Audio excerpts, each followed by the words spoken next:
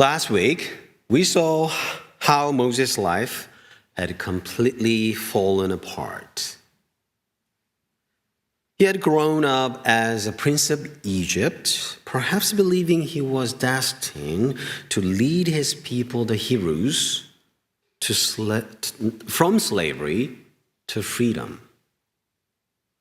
But after killing an Egyptian, he became a fugitive, forced to flee into the wilderness. From his perspective, everything had gone wrong.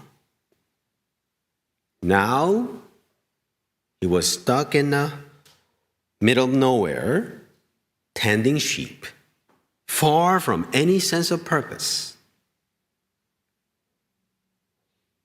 And yet, it was precisely because his life had unraveled that he was about to encounter God. And that's how it works, right? Life throws unexpected curveballs at us. Things don't go as planned.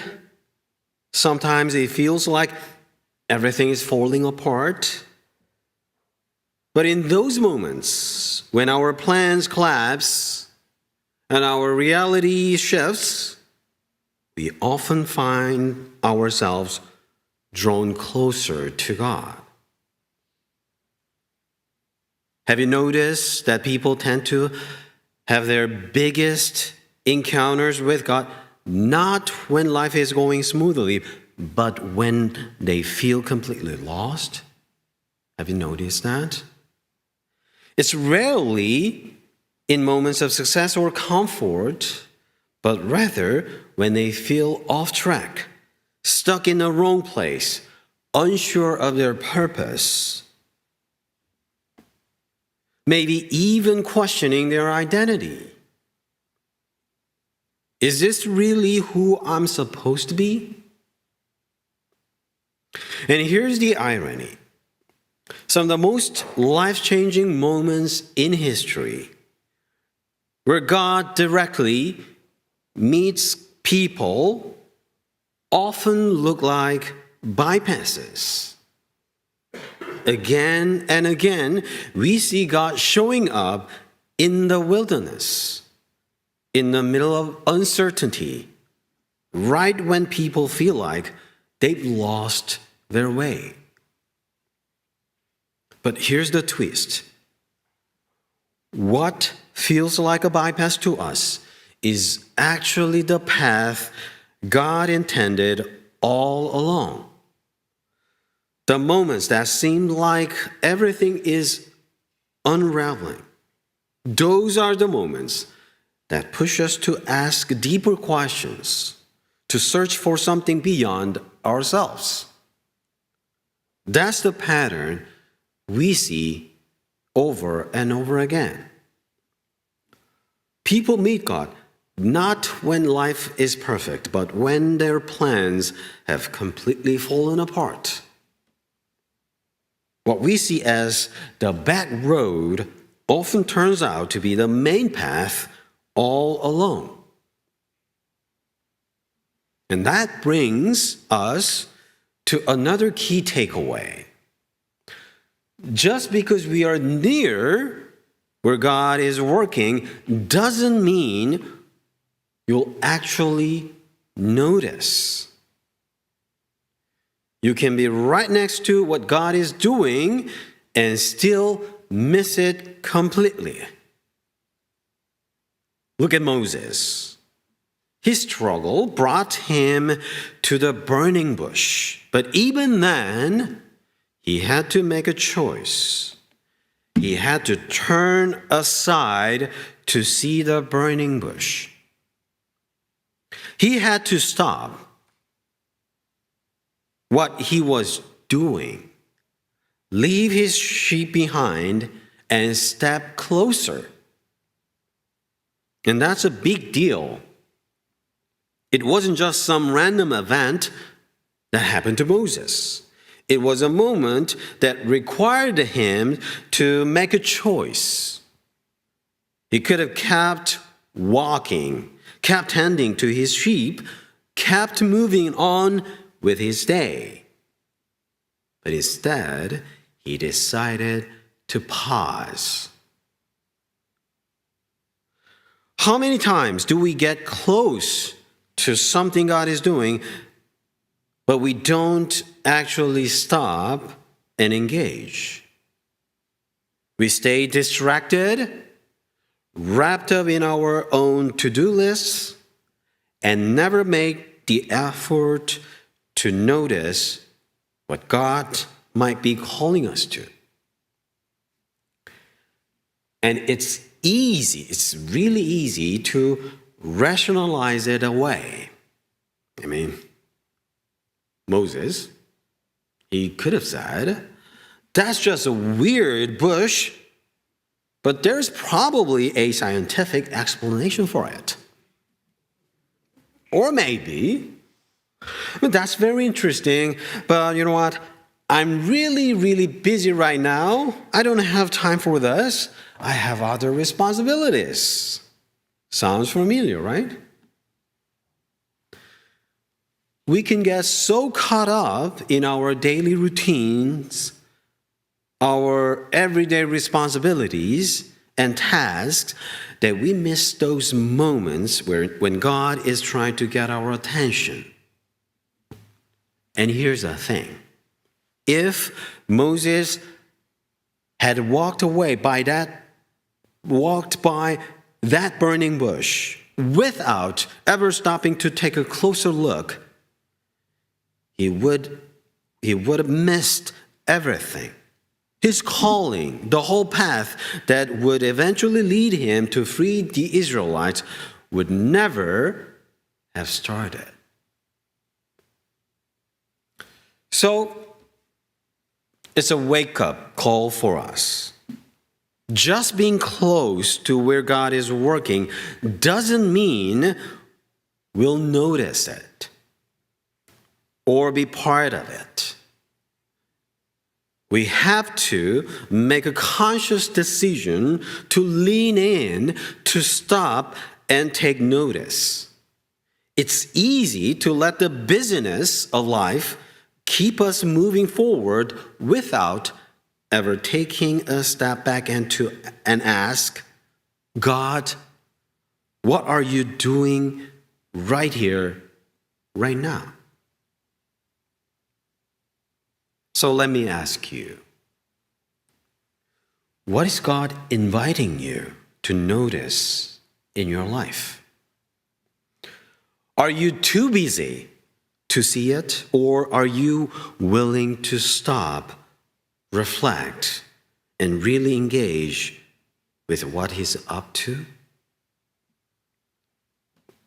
Indeed, sometimes life forces us to slow down. A crisis, a job loss, or a season of uncertainty forces us to face the deeper, real spiritual questions we've been avoiding. And this isn't just about people searching for God for the first time. Even as Christians, if we want to experience God, we have to be intentional. We have to be intentional about making room for God in our lives. We have to step away from the noise, or we'll miss those encounters entirely.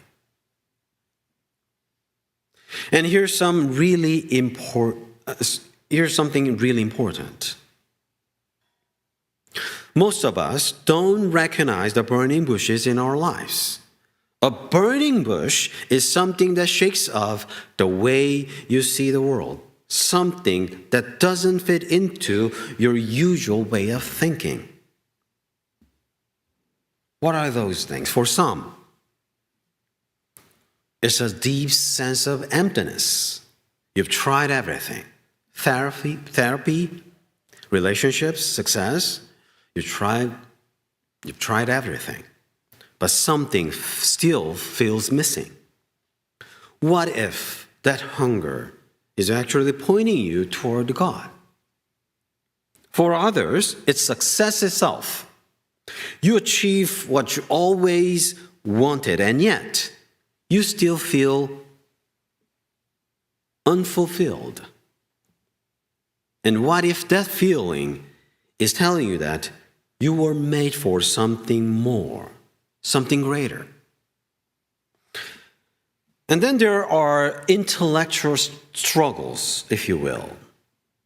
Maybe you built your life on the idea that you don't need God. But then something happens that doesn't fit into your worldview. A moment of beauty, a deep sense of meaning, a question that won't go away. I mean, those things can be your burning bush. So here's the real question. Do you see the burning bushes in your life? More importantly, are you willing to stop, turn aside, and actually pay attention? What if the things you're tempted to brush off as distractions are actually God calling out to you? Now, what exactly is this spiritual reality we're talking about? In this passage, it's about encountering God. The God who is a God of fire. Have you ever noticed how often God appears as fire in the Bible? When God comes down on Mount Sinai, he shows up as fire. When he leads the Israelites through the wilderness, he appears as a pillar of fire. And Hebrews 12 explicitly says, "Let us give thanks by which we offer to God an acceptable worship with reverence and awe, for indeed, our God is what? Our God is a consuming fire." So it's clearly God appears as fire again and again. But why fire? Of all the ways God could reveal himself, why something so intense, so untouchable?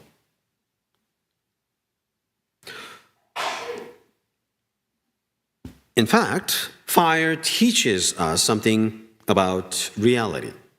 You may think about that. Water and clay can be shaped by human hands. You can stir water, mold clay, and control them, right? But fire does not work like that, work like water or clay. You cannot shape fire. Instead, it shapes you. Fire shapes you. If you put your hand in a flame, what's going to happen?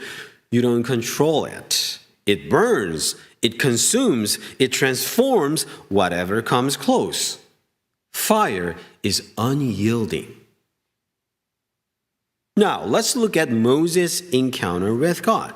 When Moses asked for God's name, the response is, "I am who I am."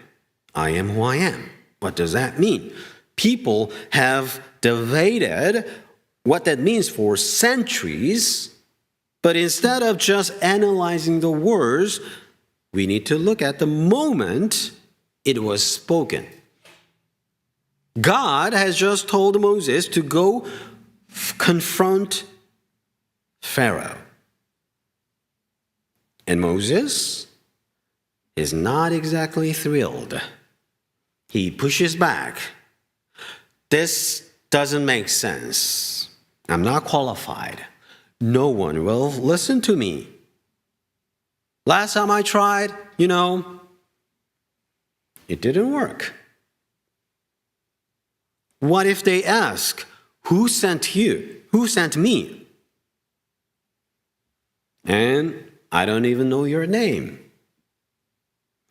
And that's when God replies, "Tell them, I am who I am."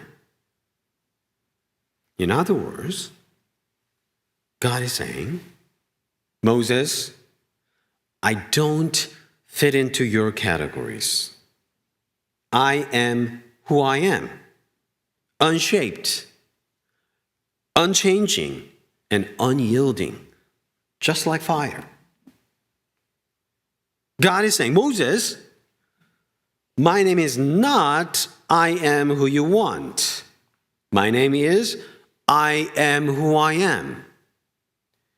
You are frustrated because I'm not acting the way you expected. You wanted a God who fits into your plans, into your framework, who works on your terms. But I'm not the God you imagined. I'm the God who is."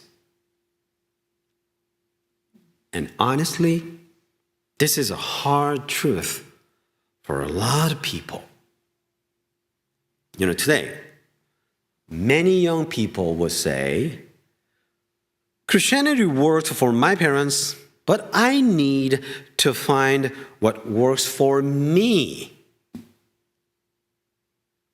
I need a truth that fits me." In other words, they want a God who aligns with their preferences. But here's the problem. How can a God you've built yourself truly help you when you need him most? Think about it. If you create a God who never challenges you, never disagrees with you, and is completely understandable, then how is that God any greater than you? And if you feel guilty, how can a God you made up tell you you're forgiven? If you feel worthless, how can a God you designed convince you that you have infinite value? So don't settle for a God who simply meets your expectations. Instead, seek the real God, because only a real God can meet your deepest needs. So how do we know we found the real God? Isn't spirituality subjective? Yes, of course. Spiritual experiences have a personal element. But that doesn't mean we cannot test whether we've encountered the true God, the real God. The Bible actually gives us a test. And let's go back to the topic of fire. Fire is fascinating. It's fascinating because it's both mesmerizing and risky at the same time. It pulls us in. Now we set up fireplaces not just for warmth or cooking anymore, but because we just enjoy the flames dance. Enjoys watching the flames dance, right? There's even a newly coined term in Korean for the act of fire gazing, and it became pretty popular. But fire is something we also have to handle with care. That's why we say playing with fire. It's a reminder that fire is dangerous. It's something we cannot take lightly.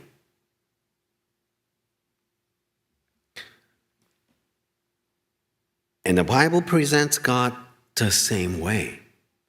God is completely holy and completely loving at the same time.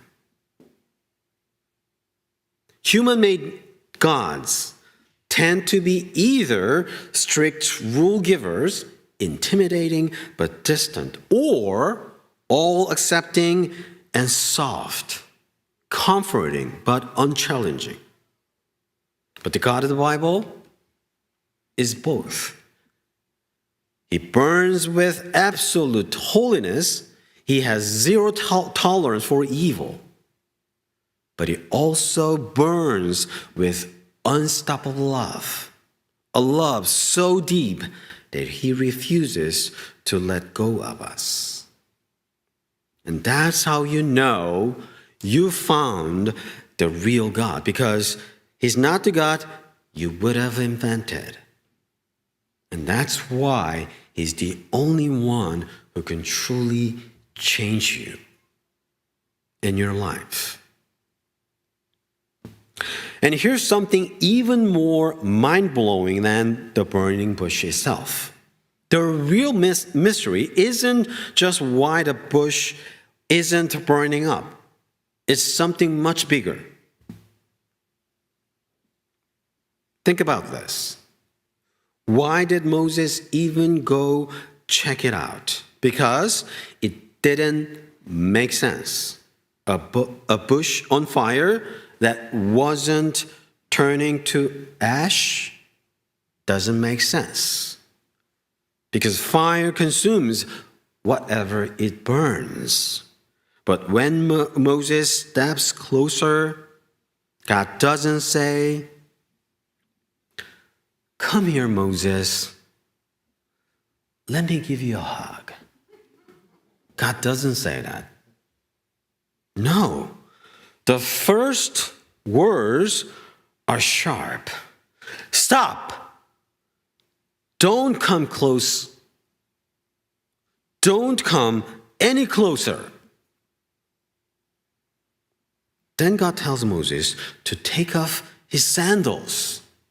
Not because he's about to step onto holy ground, but because the ground he's already standing on is holy. Naturally, Moses is terrified, as he should be. If you remember, later at Mount Sinai, even an animal touches the mountain is supposed to die. That's how overwhelmingly holy God is. God is pure, perfect, and completely beyond us. So when God tells Moses to remove his sandals, it's not just a symbolic gesture. No, it's a warning. You are standing in dangerous territory. We get that, right? But here's where things get strange. If God is so holy, so terrifying, shouldn't Moses be in serious danger? He's in real danger, right? And yet, he's not. Not only does Moses survive this encounter, but he keeps talking to God all the way through the end of Exodus chapter 4, the next chapter. And if you read the chapters 3 and 4, not just talking, he's complaining and whining to God, the consuming fire. And we're going to look at that next week. 13 different times, Moses argues with God, doubts him, questions him, and somehow he's still standing, not consumed.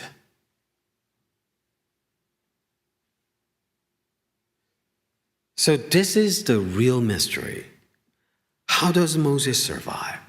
How does Moses, an imperfect, sinful man, stand in the presence of a holy God and survive? How does Moses keep questioning and wrestling with God without being consumed. That's the mystery. And as always, we can find the answer in the text. The answer is hidden right in the text. In verse 2, we're told why the bush is burning. There, the angel of the Lord appeared to him in a flame of fire at a bush. Did you catch that? The angel of the Lord is in the fire. Moses speaks with God, and God speaks with Moses, but it happens through the angel of the Lord. And this isn't just any angel.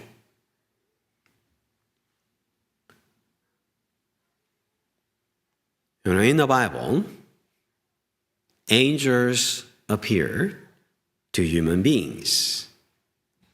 And when people mistakenly start worshiping angels, the angel quickly stops them.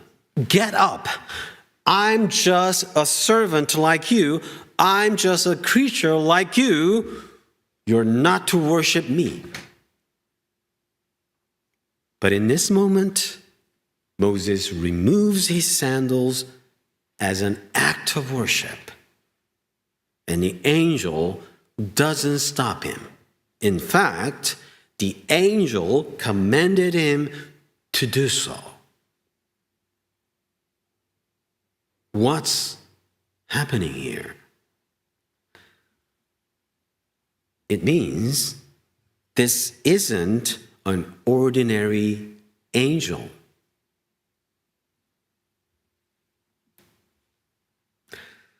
Centuries later, Jesus is in a heated argument with religious leaders. They claim, "We are children of Abraham. Who do you think you are?"